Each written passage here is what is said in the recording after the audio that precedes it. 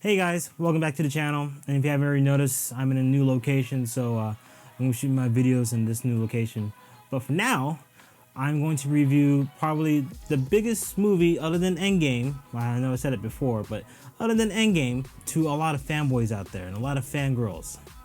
It's probably one of the dearest movies to my heart because I've grown up watching these movies or these trilogies, and that is Star Wars Rise of the Skywalker. Now, Star Wars Rise of the Skywalker is the long saga of Star Wars films since 1977, 42 plus years. And it's the story of the Skywalker family from episode 1 all up to episode now 9. We finally get a conclusion to the epic Skywalker Saga. The main cast returns this time. Daisy Ridley returns as Rey, and Adam Driver returns as Kylo Ren. J.J. Abrams returns to direct The Rise of Skywalker. Now, going into it, a lot of people were kind of iffy about it, being that Last Jedi was not that great. A lot of people were mixed reviews actually with Last Jedi. A lot of critics said it was good. A lot of fan people just like Star Wars in general, didn't like The Last Jedi. Being that Rian Johnson was directing Last Jedi and J.J. Abrams started the new trilogy series with Force Awakens, J.J. Abrams comes back around and finishes the whole saga with The Rise of Skywalker. Going to, I was kind of skeptical, but I want to get some questions answered from Force Awakens and Last Jedi. All I have to say, I think this is probably one of the best Star Wars movies, other than Empire Strikes Back. That's kind of up there. That's really high. But as far as the new generation, this is probably one of the best Star Wars movies that I have ever seen. Now let me tell you why. Now in The Last Jedi, there's a lot of questions that weren't answered, and a lot of people were kind of angry about that. It progressed the story along in The Last Jedi, but when we got to the very end, we were just left like, what happened? And so now with The Rise of Skywalker, right away we jump into just hit the ground running, and we jump into the story, and right away we get a lot of questions answered that we didn't get in the previous two movies. Now to me, I believe this movie is more of a fan service to all the loyal fans of Star Wars the past 42 years. Now granted, a film as a whole, it has its flaws, but being that a lot of people have been waiting for the conclusion to this whole saga coming up to The Rise of Skywalker, it did a good job. More or less, it's trying to right the wrongs of The Last Jedi, but in a way that it feels like it's completed. Now, I think they should have probably made this movie a little bit longer than 2.5 hours. I know that's a long for a movie, but being that this is a conclusion to the end of a whole saga, we probably would crammed it more into maybe a 3-hour movie, or maybe make it a part 1 and part 2, which I would have been okay with that. And this comes to one of the gripes of the film,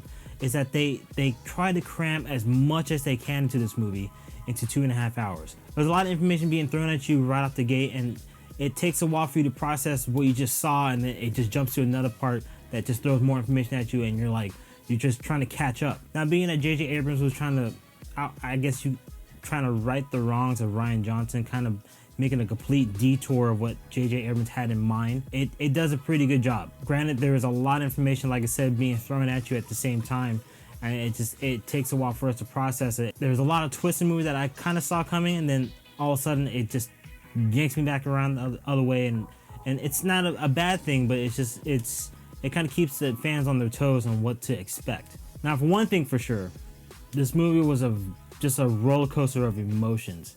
Now, granted that it had Carrie Fisher's final performances, what she filmed for Force Awakens and part of Last Jedi.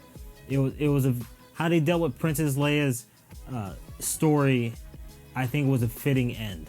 Now, as far as some of the characters that I didn't really expect to have a character arc, was C-3PO. He actually has surprisingly enough, he has an important role in this movie. Not a big important role, but important enough to make him have more dialogue and just be more pronounced on the screen. Those are some of the things that I liked about this movie. A lot of characters had a lot of meaning in this movie. Now, some of the gripes I have about this movie, the pacing is good, but at the same time, it's a little bit too fast. It progresses too much. Like I said, they should have made this movie longer than 2.5 hours, maybe 3 hours at the most, just to give time the audience to process what they're seeing. All I have to say is J.J. Abrams, he did a wonderful job on tying in a 42-year-long saga into one movie. Now, being that I'm a little bit biased because I'm a big Star Wars fan, I didn't like Last Jedi as much as that you would think I would. I didn't really care for the prequels.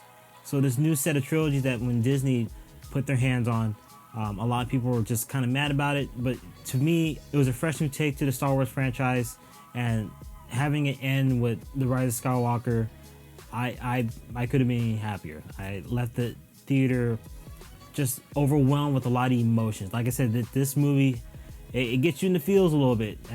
Maybe not a little bit, but it gets you in the feels definitely, and you might well up just going along the journey with these characters for such a long time, and just the connection you get with the characters, and it finally comes to an end. It really gets you right in the feels. And it's kind of sad to say this is the last time you're going to probably see all these characters all in one movie. Now, granted, maybe they'll bring some of these characters back, but from what I can tell or what I can feel from this movie, this is probably the last time we're going to see all these characters all together in one screen.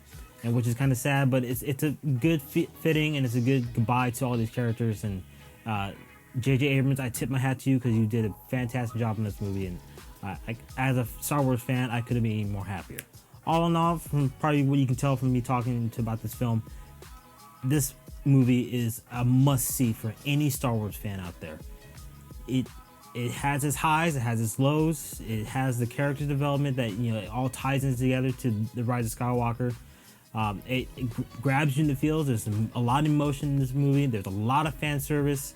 It's a big perfect gift. I don't want to say perfect, but it's a nice bundle of a gift that J.J. Abrams gave to us Star Wars fans, and it's a proper way to send off the Skywalker Saga. For my rating for Star Wars: The Rise of Skywalker, I'm going to give it 5 Baby Yodas out of 5.